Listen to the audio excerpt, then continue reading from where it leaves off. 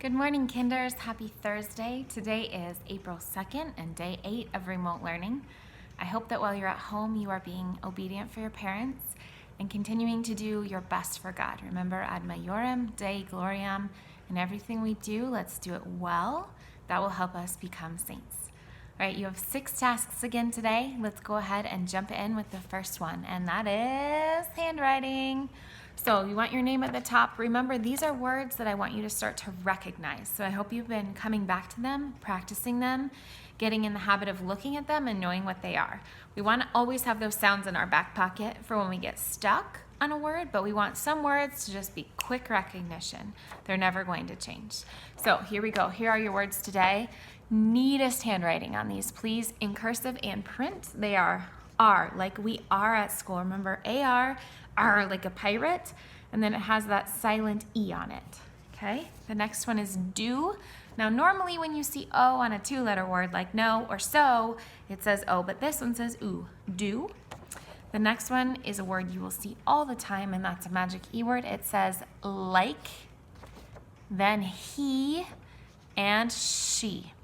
So you need to write all of these nicely in print, cursive, print, and cursive. Remember, you can go next to the word or under the word, whatever is easiest for you to copy it nicely, or you could do both if you want extra practice.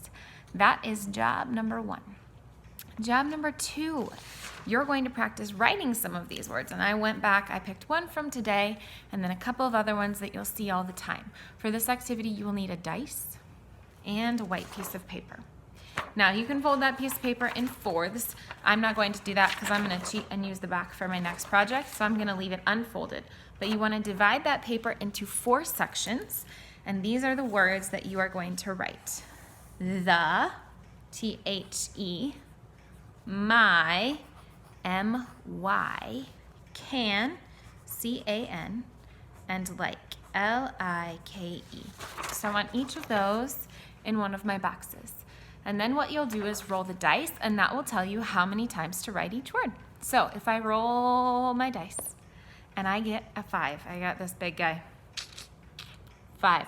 So I need to write the word the 5 times.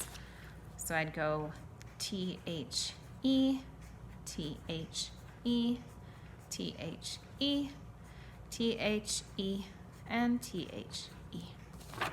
So there's the 1, 2, 3, 4, 5 times. Then I'd get my dice and I'd roll again. Oh, I got a 5 again. So I'm going to write my 5 times. M-Y, M-Y, M-Y, M-Y, and M-Y. So you're going to continue to do that for all 4 of those words. If you're crushing it, you can always roll again and write them again, or pick 4 of the other words we've worked on this week and practice writing those. That's job 2. Job 3 is your saint this week, and I have her on my computer screen because my copy is at school. So I'm going to show you what she looks like. This beautiful lady is Saint Teresa of Avila. So just like John last week, she's from the same town. And I'm going to tell you a little bit about her. I didn't send you the little book this week because those would be hard to print, so instead we're going to put her on paper. So Saint Teresa, from a young age, knew that she wanted to be a saint, and she actually took her little brother and tried to run away to become a martyr for God, but her uncle caught her and brought her back. And then when she was still pretty young, only 13, her mom died. And she took this moment, instead of getting sad and saying, why me, this is the worst thing, she focused on God's agony when Jesus died, and she asked Mary to be her mother. And this led to her becoming a really lovely young lady. And unfortunately, even though she was a lovely young lady, she made mistakes, and she was pulled into what we call a worldly life. So she loved parties and fancy dresses and having conversations about kind of silly, pointless things that weren't always kind to other people. And she was really wrapped up in that. But then God called her to be a Carmelite. So if you notice, she's wearing the habit of a Carmelite in that picture, and that's the brown underneath and then the white and the black cape. And she went to live as a Carmelite. And at this time, just like if we remember St. John's bishop asked him last week to stay and help the people there become holy. St. Teresa went to live in a convent of Carmelites who needed to become holy. And she started by being like them and kind of worldly, and then she became the lady who led all of them to holiness. So she taught a lot about prayer. She's called the Doctor of Prayer, and she wrote books about it, and she said, all of us are going to get distracted when we pray. All of us. Even saints get distracted when they pray, but the important thing is to keep trying and to pray and pray and pray and keep in the habit and stay humble. And she said the devil is the one who wants us to get discouraged and say, oh, I can't do it right, and give up. But God wants us to keep working. And she became this very joyful lady. She said, a sad nun is a bad nun. So she would walk around with joy. And there was a story, this is my favorite story of St. Teresa. So she teaches us all these things about prayer, but she's still a lovely human woman. And she was riding in her carriage one day and tipped out and fell into the mud. And she said, Lord, you couldn't have picked a worse time to let this happen. Why did you let this happen? And she said that she heard God say back to her, that's how I treat my friends, right? Giving them sufferings. And she said back to him, that's why you have so few of them.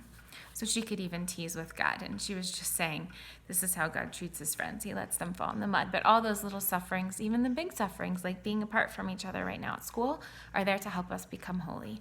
So she taught us never give up on prayer and to use all the little things in our life, good and bad, to bring us closer to God.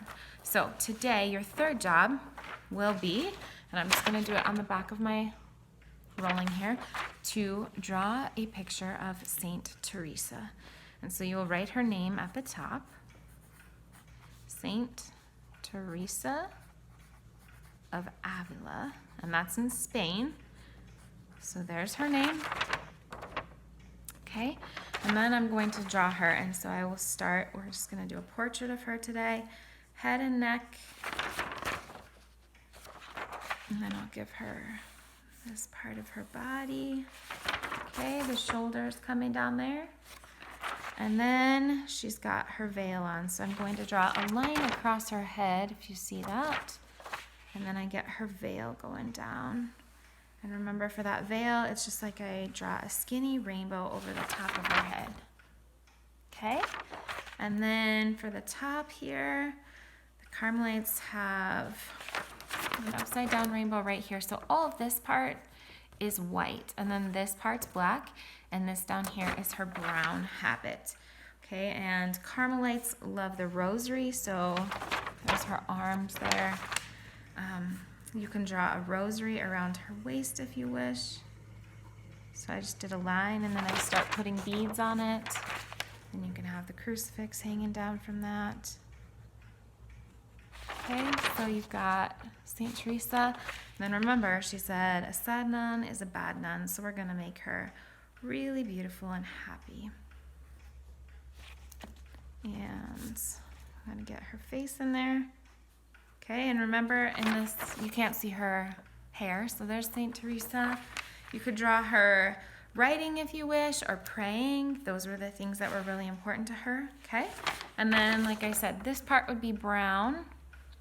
This part would be black, and then this right here is white and white. Okay, so there is St. Teresa of Avila. If you want to put her in her carriage falling in the mud, you could do that. Totally up to you, but you want to have her name at the top and then a picture of her at the bottom. All right, that is job 3. Job 4 today is reading. I hope that the reading on your computer or tablet or whatever you're using is going well. Parents, you can always send me a little tidbit of them reading if you want, or if you're feeling like we're really frustrated at this level. Remember, I just pushed everybody up a level, so it should be nice and difficult for them to forge through. That reading program I sent you will also let you access the levels below, so if they need a break for a day to just go back to something a little simpler, you can always pick a book at the level below where they're at. Absolutely fine. And then your 5th job is math page. So you will put your name at the top. You have a number connector. Okay, connect the dots, and it's counting by 2. So you're going to start here at the star. Think of when we're counting by 2s in class. It's 2, 4, 6, 8, 10, and you will end with 12. And then on the back, you have this clock, and you need to fill in the numbers. So trace 1, write 2, trace 3, write 4, 5, 6, 7, 8, 9, 10, 11, 12. They gave you all the odd numbers today. So you fill in the evens, making sure you have no dizzies. And then down here, it's asking what time is this? So you need to look here, and you need to write the digital time. So let's just pretend. Just pretend it's not the real time. Pretend it's 7 o'clock. I would write 7 ... 00. Okay? So you need to write the time there. That is your 5th job, and then your 6th job is going back one more time to those Easter eggs. So you'll get out your eggs just like yesterday. You will take your paper, fold it into eighths. Remember, so in half, and then in half, just like we always do for fourths, and then one more time in half. Okay? And now when I open it up, I should have 8 rectangles that I can do my math on. So we will start by picking 2 eggs. Now, parents, if your kiddos crushed the 2 yesterday, you can absolutely have them choose 3 instead. Okay, kids? So 2 is too easy. Pick 3 eggs at a time. But I'm going to just do 2 right now. So I have 8 and 5. I always put my big guy first. So I'm going to write that expression, 8 plus 5 equals. Okay? Then I can draw 8 dots and 5 dots, or leave the big guy alone and just draw the second one. So I turn 5 into dots, and then I'm going to count up. So pretend I already counted 8. 8, 9, 10, 11, 12, 13. And you can go ahead and do this 8 times, or if you're really crushing it, you can go on the back and do 8 more and do 16. Again, parents, it's kind of feeling out that stamina, seeing how many they can do before they get exhausted or stressed out. We want to keep them learning, but we don't want this to be stressful for you. All right? So those are your jobs for today. Tomorrow and Friday, we're going to switch things up and try to make it look a little more like our class day with a story. So this is your last morning of lots of jobs. All right, have a great Thursday. I love you. God bless you. Goodbye.